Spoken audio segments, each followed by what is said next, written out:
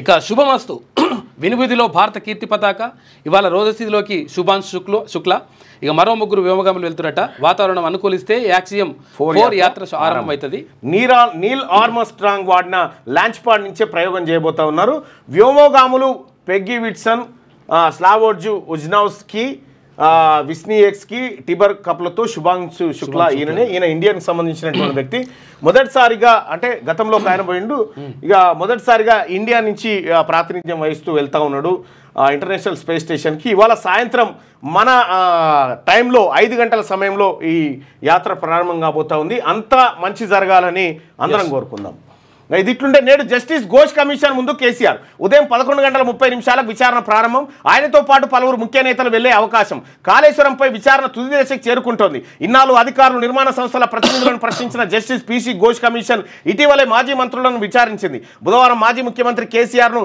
Cross examination చేయనుంది బూరుగుల రామకృష్ణారావు భవన్లో ఉదయం 11:30 ఈ విచారణ ప్రారంభం కానుంది మేడిగడ్డ బ్యారేజ్ కుంగడం అన్నారం సుందిల బ్యారేజీలకు సీపేజ్ నేపథ్యంలో గత ఏడాది మార్చిలో సుప్రీంకోర్టు మాజీ న్యాయమూర్తి జస్టిస్ పీసీ ఘోష్తో ప్రభుత్వం న్యాయ విచారణ కమిషన్ ఏర్పాటు చేసింది అప్పటి నుంచి బ్యారేజీల నిర్మాణ ఇంజనీర్లు quality control operations and maintenance central design organisation నీటిపారుదల ఆర్థిక శాఖల అధికారులు నిర్మాణ సంస్థల ప్రతినిధులను విచారించడం వారి నుంచి అఫిడవిట్లు తీసుకొని క్రాస్ ఎగ్జామినేషన్ సైతం పూర్తి చేసింది ఈ నెల 6న ఆర్థిక శాఖ మంత్రి ఈటల రాజేందర్ 9న నీటిపారుదల శాఖ మాజీ మంత్రి హరీష్ రావు విచారణకు హాజరయ్యారు ఇప్పటి వరకు మీడియా కమిషన్లోని ఇంజనీర్ల సమక్షంలోనే విచారణ జరిగింది అయితే ఇప్పుడు కేసీఆర్ గారు విచారణ జరగబోతా ఉంది కదా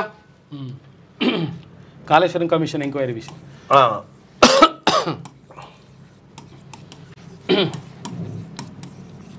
కేసీఆర్ హాజరు కాబోతా ఉండు అయితే కేసీఆర్ను విచారించేది ఒకటి ఓపెన్గా విచారణ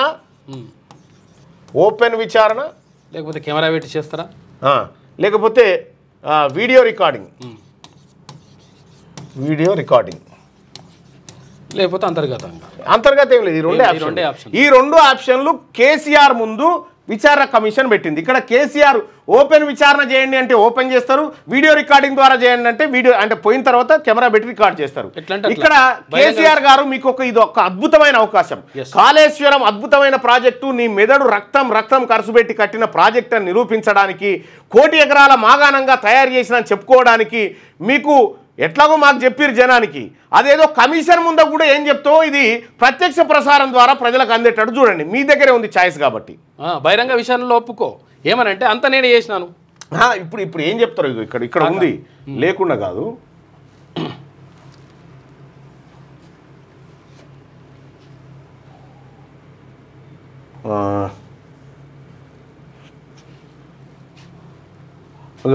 నేడు కేసీఆర్ విషయంలో ఇదే పద్ధతిని అనుసరిస్తారా లేక కేవలం కమిషన్ అధికారుల వరకే పరిమితమైన ఇన్ కెమెరా విచారణ క్రాస్ ఎగ్జామినేషన్ చేస్తారన్న చూడాల్సింది అయితే కేసీఆర్ ముందే ఆప్షన్ పెట్టినట్టుగా నేను ఒక పత్రికలో చూసినా మరి కేసీఆర్ గారు ఈ సదావకాశాన్ని ఉపయోగించుకొని మీరు ఓపెన్ విచారణకు సిద్ధంగండి ఓపెన్ విచారణకు సిద్ధమైతే ఈ ఓపెన్ విచారణలో ప్రజలు కూడా ప్రత్యక్షంగా చూసి మీరు కాళేశ్వరం ఏం కట్టిరు మీ రక్తం బొట్లు ఏడరాలని మీ చెమట చుక్కలు ఏడదార పోసిరు మీ 1 కోటి ఎకరాల కాళేశ్వరం కడితే కాళేశ్వరం పనికి రాలేదు ఇప్పుడు ఏదో డైలాగ్ ఉండగా బొట్టు రక్తం ఖర్చు పెట్టినటువంటిది ఉంది కదా ఈ బొట్టు సంగతి ఏందో చూడు పొట్టు చేసిండు బొట్టు ఇప్పుడు సేమ్ ఈ డైలాగు మరి ఎక్కడుందన్న నీది పైన ఉంది మీ దాంట్లో పైకి వచ్చిందా ఓకే రైట్ ఇగో ఇది చెప్తావా మళ్ళీ ఇప్పుడు ఆడ అరే ఏమైందా ప్లే అయితే లేదు మళ్ళీ ఇదే నా రక్తం అంతా దారపోసి కట్టినా అని చెప్పి ఏదైతే డైలాగ్ ఉందో ఆ డైలాగ్ మళ్ళీ చెప్పగలుగుతావా మరి ఇక్కడనేమో మీ అల్లుడు పోయి అదే ఇంజనీర్ల సంబంధించినటువంటి వ్యవహారం అని చేతుల్లో పట్టిండు ఇడ మరి నువ్వు పోయి కూడా నాకేం సంబంధమే నేనేడ కట్టిన కాళేశ్వరం నాకు సంబంధమే లేదు అంతా ఇంజనీర్లే చేశారు అనేటువంటి మాట చెప్తావా ఏం తెలుసు తిరిగినా కూడా పచ్చముఖం ఇష్టం వచ్చిన సొల్లు మాట్లాడుతుంటే నాతోనే మాట్లాడేది బొట్టు రక్తం ఖర్చు పెట్టి నా మెదడు ఖర్చు పెట్టి కాళేశ్వరం పనికిరాలేదా నీకు దాని గురించి మాట్లాడే ముఖమా నీ తెలివి పాడుగా ఇప్పుడు ఈ లెక్క ప్రకారం అయితే నేనే కట్టిన కాళేశ్వరం నా బొట్టు రక్తం ఖర్చు పెట్టినా మెదడంతా గరగబెట్టినా అని చెప్పి చెప్తా ఉన్నావు ఇదే మాట ఇప్పుడు కాళేశ్వరం కమిషన్ ముంగట ముఖ్యమంత్రి రేవంత్ రెడ్డి గారు ఒప్పుకుంటాడా కేసీఆర్ అదే సారీ కేసీఆర్ ఒప్పుకుంటాడా? మాట మీద నిలబడతారా లేకపోతే మాట పక్కకు వచ్చి నిలబడతారా? ఒకసారి పోల్లోకి వెళ్దాం ఆ విషయంలో. కాక మాట మీద నిలబడతారా లేకపోతే మాట పక్కకు వచ్చి నిలబడతాడా?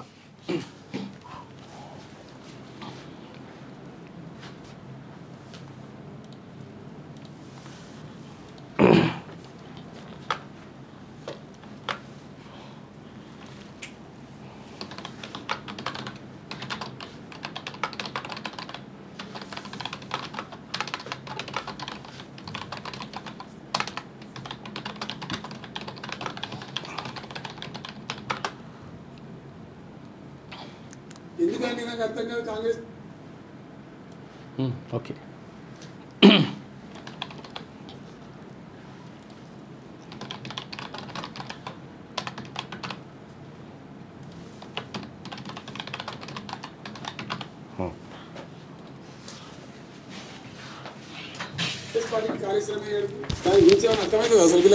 ఇవాళ కాళేశ్వరమే లేకపోతే ఎక్కడి నీళ్లు తుంగతుర్తికి, సూర్యాపేటకు, డోర్నకల్కు, మహబూబాబాద్ ఈ జన్మలో నీళ్లు చూద్దామా? కోదాడ ఇంకొంచెం మా ఎమ్మెల్యే చెప్తున్నారు, ఆయన దానిలో కూడా 50,000 ఎకరాలు పడుతుంది. ఎస్ఆర్ఎస్పీ నుంచి కోదాడ దాకా నీళ్లు పారేటి అని అధ్యక్ష అలీ సాగర్ గుత్ప అయిపోతే నిజాం సాగర్ కింద ఏదైతే చెడిపోయిన ఆయకట్టు ఉందో దాని గుత్ప ద్వారా ఇలా మనం సప్లిమెంట్ చేస్తా ఉన్నాం. అలీ సాగర్ ద్వారా కొంత చేస్తా ఉన్నాం, ఎస్ఆర్ఎస్పీ ద్వారా కొంత చేస్తా ఉన్నాం. ఇప్పుడు ఒకవేళ కాళేశ్వరమే కట్టకపోతే మెదక్ల మల్లన్న సాగర్ ఎక్కడిది అధ్యక్ష? కొండపోచమ్మ సాగర్ ఎక్కడిది? రంగనాయక సాగర్ ఎక్కడిది? ఇల్లంతకుంటలో అన్నపూర్ణ ఎక్కడిది? వాటిలో నీళ్ళు ఎక్కడివి? ఇలా మెదక్ జిల్లాలో దాదాపు 10 లక్షల ఎకరాలు అదనపు ఆయకట్టు ఎప్పుడు వస్తుంది? బట్టి విక్రమార్క గారు అడుగుతున్నారు. సిద్దిపేటలో వచ్చింది అదనపు ఆయకట్టు కాదా అండి? గజ్వేల్ వచ్చింది అదనపు ఆయకట్టు కాదా? దుబ్బాక నియోజకవర్గంలో వారికి అదనపు ఆయకట్టు కాదా? మీరు ఏమన్నా ఇచ్చినారని తుంగతుర్తికి నీళ్లు శ్రీరామ్ సాగర్ నుంచి? తుంగతుర్తికి నీళ్లు ఇవ్వకుండానే తుంగతుర్తి వారింది, తుంగతుర్తిలో పంటలే వాడలేదు. రాజేందర్ గారి ఇది ఇట్లుంటాయి. మన రాష్ట్ర ఆర్థిక పరిస్థితి కూడా ఇలా ఇండియాలో మనం నంబర్ 1 అయినాం తలసరి ఆదాయం. ఊరికే ఓలే ఈ వ్యవసాయంలో పెట్టిన పెట్టుబడి కూడా మనకు రిటర్న్ వచ్చింది, మళ్ళీ రిటర్న్ వస్తూనే ఉన్నది. 80,000 కోట్లు పెట్టి కాళేశ్వరం ప్రాజెక్ట్ కడితే ఎప్పుడో తీరిపోయింది దాని బాకీ. ఇదే మాట చెప్పు, 80,000 కోట్లు పెట్టి కాళేశ్వరం ప్రాజెక్టు కడితే ఎప్పుడో తీరిపోయింది, అప్పే తీరిపోయింది. ఓలే ఈ వ్యవసాయంలో పెట్టిన పెట్టుబడి కూడా మనకు రిటర్న్ వచ్చింది, మళ్ళీ రిటర్న్ వస్తూనే ఉన్నది. 80,000 కోట్లు పెట్టి కాళేశ్వరం ప్రాజెక్ట్ కడితే ఎప్పుడో తీరిపోయింది దాని బాకీ. ఎప్పుడో తీరిపోయింది, దాని బాకీ తీరిపోయింది.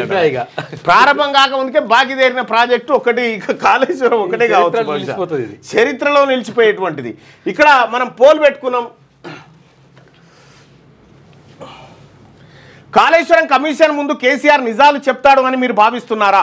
నిజాలు చెప్తాడు అనుకునే వాళ్ళు ఇక్కడ, అబద్ధాలు చెప్తాడు అనుకునే వాళ్ళు ఇక్కడ. మీ అభిప్రాయాన్ని ఓటింగ్ రూపంలో తెలియజేయండి.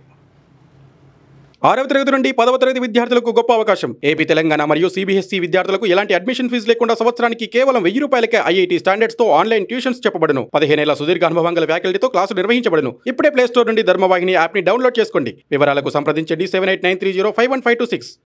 లేటెస్ట్ న్యూస్ తెలుగు మరియు ఇంగ్లీష్ అప్డేట్స్ కోసం ఇప్పుడే క్యూన్యూస్ అఫీషియల్ యాప్ ని ప్లే స్టోర్ నుండి డౌన్లోడ్ చేసుకోండి. సరికొత్త సమాచారాల కోసం క్యూన్యూస్ వెబ్సైట్ ని ఫాలో అవ్వండి. ఛానల్లో ప్రాంతీయ, జాతీయ, అంతర్జాతీయ వార్తలు వీక్షించండి. లైక్ చేయండి.